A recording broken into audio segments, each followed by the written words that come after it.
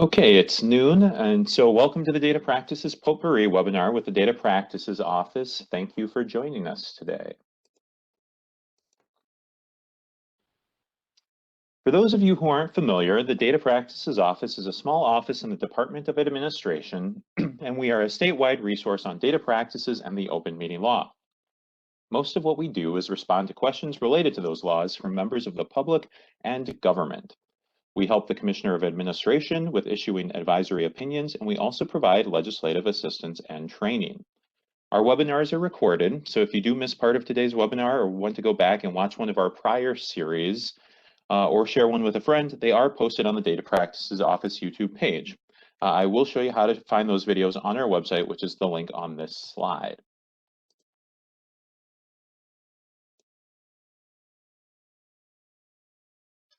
Okay, so this is the Data Practices Office website where we have a lot of different information about data practices and the open meeting law, a lot of great guidance there.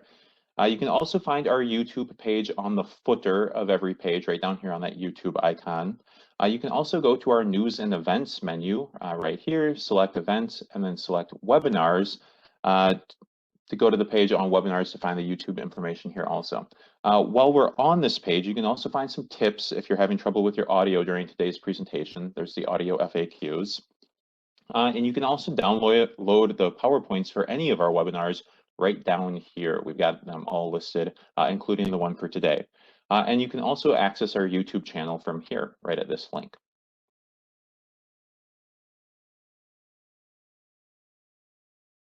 Okay, so this is our YouTube page, and you can find a lot of our past videos on the page here. And we will be adding the recording of this webinar within the next few days. We also have videos on law enforcement data, personnel data, the open meeting law, social media, and several other topics. So you can find all of that great information right there.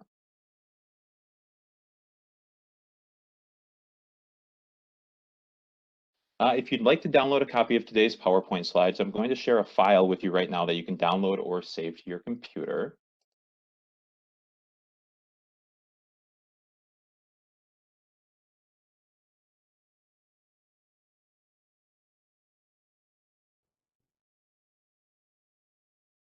All right, so that should be available for you to download. I'll also share the slides near the end of the webinar for anyone who joins later or misses it this time around. The pop-up window should be appearing on your screen, and then you can select the file to download to your device.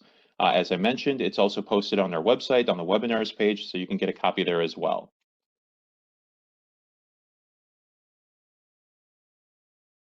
Okay, so today is another installment of Data Practices Potpourri, which will be an opportunity to hear what issues data requesters and government entities are encountering this month. As usual, we will leave some time for a Q&A session at the end of the webinar. Feel free to send in your questions as you think of them using the Q&A panel on your screen. When sending in questions, please send them to all panelists so we can be sure to see them. We do have a couple of general data practices questions to begin with today. So this first question is related to whether government entities can use a general email address for data requests, such as one created specifically to receive such requests, rather than having data requests sent to a specific employee's email address. All right, the answer to this question is that it's ultimately up to the government entity to determine how it wants to receive data requests. Remember, the Data Practices Act focuses on the rights of the public and data subjects to access data, as well as provides classifications for all different types of data. However, the specific practices and procedures for how to respond to data requests is largely left up to government entities. Just a couple of other thoughts on this subject. If data requests are sent to a specific employee's email address, you will want to make sure to have processes and backups in place to make sure multiple people can check that employee's email inbox in different situations, such as when the employee is on vacation or if an emergency comes up that would require that employee to be out of the office for a long time. You don't want to miss a data request just because someone is not available to receive it.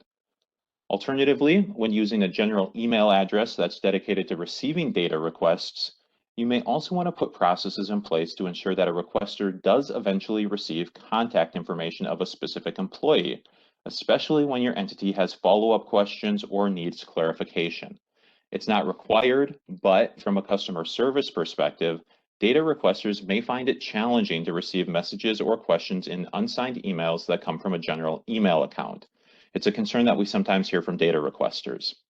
So our recommendation is to establish a procedure to receive data requests that ensures that your entity quickly knows it has received such a request and can then begin processing it accordingly. Okay, another general question we received this month was whether the law limits how data subjects can use or share private data about themselves that they receive from a government entity. For example, would an employee be prohibited from sharing his own private personnel data, such as private data related to possible discipline, with an attorney? Generally, the Data Practices Act doesn't create any restrictions on data subjects for how they can use or share private data after it has been provided to them as part of a data request. Chapter 13 no longer applies to the private data in the data subject's hands. The same principle applies to public data, and data requesters generally may share or use public data without any limitations once they receive the data. That said, there may be certain circumstances when a specific statute might prohibit subsequent disclosure of government data without specific authorization, such as the disclosure of health records. Many of these provisions are contained in statutes and sections outside of the Data Practices Act, so certainly feel free to reach out to our office if you have questions about whether any of these types of limitations may exist in a particular circumstance. Okay, question number 3. So this is a question that comes up as more employees at many different government entities are including preferred pronouns in email signature blocks, such as he, him, she, her, or they, them. As a result, we've received a few questions about how the DPA classifies these pronouns related to individual employees' email signature blocks. So the answer to this question is that it probably depends, and there's not necessarily a clear answer under Chapter 13. Answering this question will require some risk assessment on your part. However, here are some of the considerations that you should keep in mind as you're thinking about this issue. Remember, Section 13.43 classifies government personnel data. Under 13.43, the public presumption is reversed, meaning that personnel data is presumed to be private unless the data are specifically designated as public. Section 13.43, Subdivision 2 does not designate personal pronouns as public data, nor does any other section of Chapter 13. However, Section 13.02, Subdivision 5, indicates that data is not data on an individual if, quote, the appearance of the name or other identifying data can be clearly demonstrated to be only incidental to the data and the data are not accessed by the name or other identifying data of an individual. So, depending on your analysis and considering the way your entity maintains email data, there may be some room to determine that the employee and/or the signature block are not the subject of the email data and are merely incidental to the other data contained in the emails. Additionally, you may also want to consider whether your entity has a policy in place requiring employees to include preferred pronouns in an email signature. If your entity requires employees to include preferred pronouns in a signature, the analysis may involve more considerations that the pronouns are private personnel data that employees are required to provide to the entity. However, there may be less risk when employees choose to include preferred pronouns in an email signature because the employee has chosen to disclose data to others voluntarily. Overall, this is a tough question where you'll want to weigh the risks with your entity's legal counsel to make sure you are comfortable with whatever decision you ultimately make. All right, we received a few questions this month about licensing data and whether Minnesota Statutes Section 13.41 applies to the licensed data an entity maintains. Minnesota Statutes Section 13.41 governs licensing data, and whether that section applies depends on whether the government entity is a licensing agency. Subdivision 1 of 13.41 defines a licensing agency as any board, department, or agency of the state which is given the statutory authority to issue professional licenses. In other words, Section 13.41 applies only to state entities that issue some type of professional license. Examples of entities that are subject to Section 13.41 requirements include the Minnesota Board of Peace Officer Standards and Training, the Professional Educator Licensing and Standards Board, and the Minnesota Board of Cosmetology, among others. Meanwhile, Section 13.41 does not apply to data related to licenses issued or maintained by political subdivisions, such as animal licenses, rental property licenses, business licenses, etc. The Data Practices Act doesn't have any sections that generally apply to these types of licenses, so most data related to licenses issued by political subdivisions would be presumptively public. Additionally, licenses that are issued by the Department of Human Services are governed by Section 13.46, which is the section on welfare data. Finally, Section 13.41 doesn't apply when an entity maintains a copy of an employee's professional license for employment purposes, such as a teaching license or a peace officer's license. Rather, the entity would need to apply the provisions governing personnel data, which is Minnesota Statutes Section 13.43. In these types of situations, the copy of the employee's license would likely be private personnel data.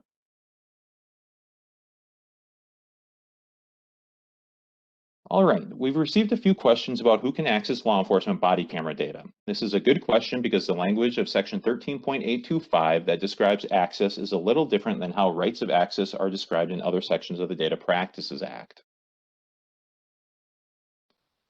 So, access to body camera data depends on a few different considerations. The first question you should ask is whether the body camera data are part of an active investigation. If the answer is yes, Section 13.825, Subdivision 2, Paragraph A3 indicates that body camera data are governed by Section 13.82, Subdivision 7, while the investigation is active. In other words, the body camera data are confidential when part of an active criminal investigation. This means the body camera data are accessible by only employees within the law enforcement agency who have an applicable work assignment or by other entities as authorized by law. If the answer to the question of whether the body camera data are part of an active investigation is no, then most of the data will be classified as private and Section 13.825 Subdivision 4 applies. Importantly, Subdivision 4 clarifies that a data subject is an individual whose image or voice is documented in the data. Next, you need to determine whether a data subject requests inspection or wants copies of the body camera data. If the request is for inspection, then the data subject has the right to view the unredacted video data where the subject can be seen or heard, including unredacted video and sound of other individuals who may appear in the video. However, a data subject reviewing the video during inspection may not make a copy of the unredacted video, such as using a cellular phone to record the screen as the body camera video is playing. If the request is for copies, then the data subject can obtain video data where the subject can be seen or heard, but the images and voices of other individuals must be redacted unless the others have consented to the release. However, you are not permitted to redact the image or voice of an on-duty officer engaged in an investigation or response unless the officer is undercover and qualifies as having a protected identity under 13.82, Subdivision 17A. There are a few other considerations when it comes to the classifications governing access to inactive body camera data. In certain situations, inactive body camera data become public if they document an incident where an officer discharges a weapon in the course of duty, but that does not include during training or when killing an animal. The data documents the use of force by a peace officer that results in substantial bodily harm. A data subject of the body camera video may make the video public. However, if the body camera footage documents other data subjects who do not consent to the release and they are not peace officers, those individuals must be redacted from the video. And body camera data that are public personnel data under Section 13.43, Subdivision 2 remain public, such as public employee disciplinary data. Subdivision 2 also mentions that body camera data may be redacted if it is clearly offensive to common sensibilities. Law enforcement agencies may also release any not public body camera data to the public under 13.82, Subdivision 15, in order to aid law enforcement, promote public safety, or dispel rumor or unrest. Whether law enforcement used a body camera or any portable recording system is also public in the context of arrest data and response or incident data. Additionally, on-duty police officers who appear in body camera data generally cannot be redacted. However, you must always redact body camera data of undercover officers as described in 13.82, Subdivision 17A. So one final note. The section governing body camera data can be tricky, but the Data Practices Office website has a specific page dedicated to providing guidance about handling this type of data. So if you've downloaded the slides, you can click on the link to bring you to that page. Again, I'll share these slides near the end of the webinar if you didn't get a chance to download them the first time around, and the slides are also available on the webinars page on our website. Okay, one last question that we were asked to address this month. What are the applicable classifications of domestic abuse data that are maintained by law enforcement agencies? This is a good question because there are a few different considerations with this category of sensitive data, and this answer will focus on the requirements under Chapter 13. So the first section to review is Minnesota Statutes Section 13.80. All data that a law enforcement agency collects, creates, receives, or maintains as required by Minnesota Statutes 518B.01, which is the Domestic Abuse Act, is confidential. This data remains confidential until a temporary order for protection made pursuant to the Domestic Abuse Act is executed or served on the respondent. Oops. After the temporary OFP is executed or served, then the data would be classified according to the provisions in Minnesota Statute Section 13.82. So if there is an ongoing active criminal investigation, any applicable investigative data would be classified as confidential under Section 13.82, Subdivision 7. However, the data described under 13.82, Subdivisions 2, 3, and 6 would be available because those data are always public. If a victim wants access to active criminal investigative data, the victim would need to direct the request to the prosecuting attorney as required by 13.82, Subdivision 13. At that point, the prosecuting attorney would determine whether to provide access to the confidential data. When the investigation becomes inactive, then the investigative data would become public. However, a victim may specifically ask not to be identified publicly, so your agency will need to go through the process of determining whether the victim qualifies for a protected identity under 13.82, Subdivision 17. If so, then the victim's identity would be private data. Additionally, Minnesota Statutes Section 13.82, Subdivision 5 allows a victim of domestic abuse or the victim's advocate to obtain certain data from a law enforcement agency at no cost. However, Subdivision 5 does not provide any additional rights for victims to access data that is not public. Rather, you would apply Section 13.82 to how you would apply it in most other types of investigations. All right, so those were some of the top questions this month. I'm going to put up the PowerPoint again here shortly, and we do have some time for questions that you may have. So if you haven't already, feel free to put them in the Q&A panel and address them to all panelists. If we don't get to yours during the webinar, we'll certainly follow up with you afterwards. And as we're answering the questions, if you hear some silence, don't worry, your audio is still probably working. We're just reviewing the questions to make sure that we can provide you with a good answer.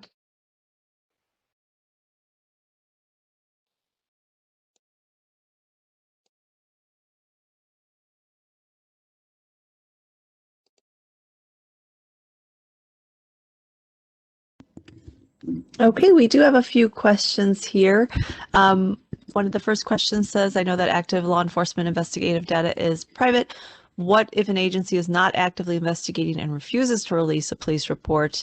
Can you make the agency show that is really active or make them disclose it to obtain the report or close the investigation to obtain the report? So during an active investigation, there are certain law enforcement data that are always public, and those are in 13.82 subdivisions 2, 3, and 6. A lot of that information is what's covered in an incident report or a police report. So in general, those reports are often available at law enforcement. There may be some redactions if the investigation is active. But if a data requester can't necessarily make a law enforcement agency close an investigation just so that you can get access to additional data. If the data are part of an active criminal investigation and they are not in subdivisions 2, 3, and 6, then those data are confidential or protected non-public, and that means only the folks within the entity who need it to do their jobs can have access, and those with statutory authority. And so the public would not be able to access those at that point. And then just some determinations about when an investigation becomes inactive. You can look at subdivision 7, A, B, and C, talk about when an investigation becomes inactive.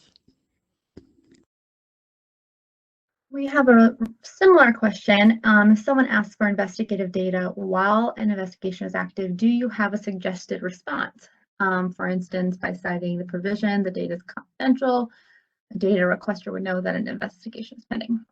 So there's nothing that would prohibit telling our data requester that an investigation is pending. When you withhold data that's responsive to a data request, you are obligated to provide the statutory section that classifies the data as not public in some way. So for this response, you could say it is active criminal investigative data pursuant to Minnesota Statute 1382.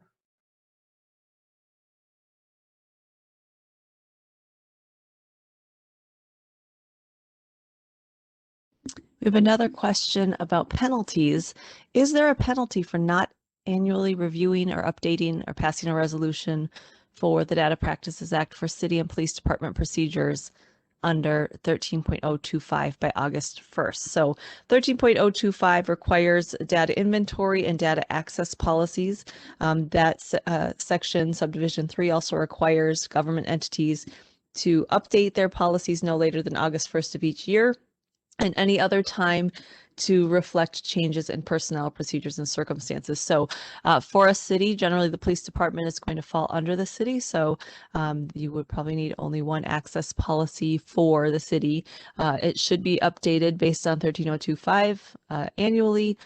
If not by August 1st, then again, if there are some changes, the penalties and remedies are in 13.06 and 13.08.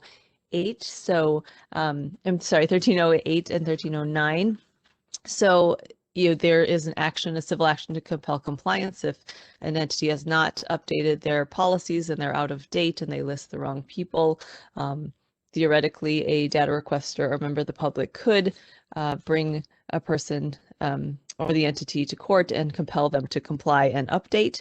If it's a willful violation, you know that you're supposed to do this, you just aren't doing it. The willful violation is a misdemeanor, and then there could also be some personnel consequences. So, some sort of discipline if it's your job to update those policies and you aren't doing that. So again, those remedies and penalties under 1308 and 1309. We have another question. It says, I've noticed different agencies, municipalities restrict access to some fields of data on something like business licenses. One city may provide only a licensing name, others might include or restrict the licensing mailing, address, phone numbers, email addresses, or costs involved.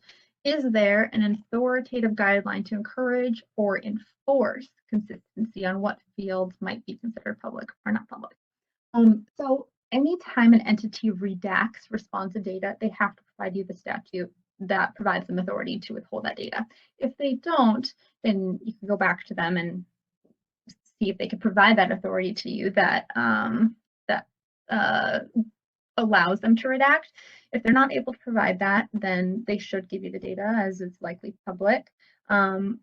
If you disagree with an entity's determination, as was just discussed in the last answer, there are two methods to compel compliance. One is in 13.08, and that's to compel compliance through the courts. And then there's another method to compel compliance through 13.085, which is an administrative remedy at the Office of Administrative Hearings, which is an expedited proceeding. But all enforcement of data practices is through the courts. There's not another enforcement authority.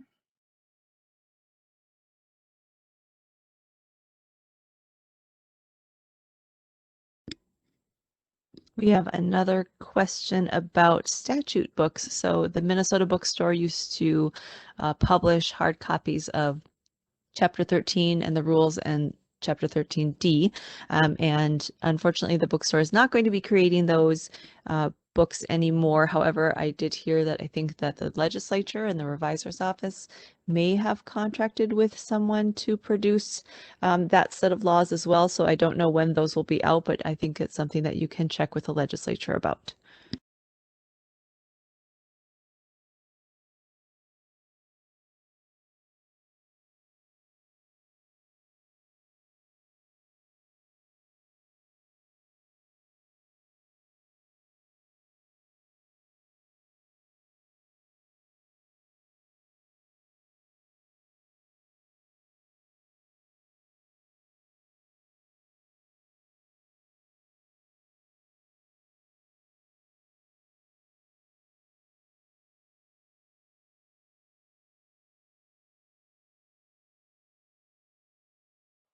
Another question, can a county board require the names and phone numbers of people who attend a board meeting either in person or virtual?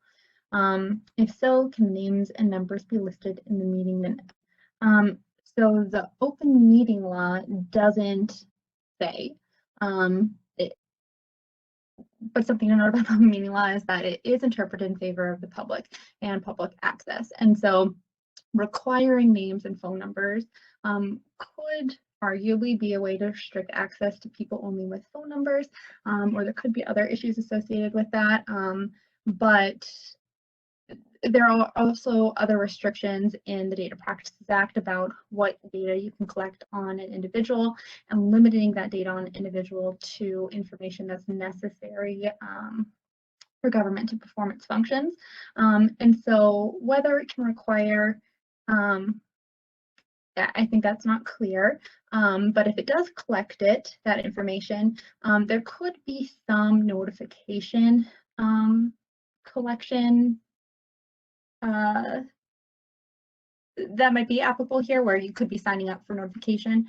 I'm going to find that statute quickly, and I'll give you the site in just a moment here.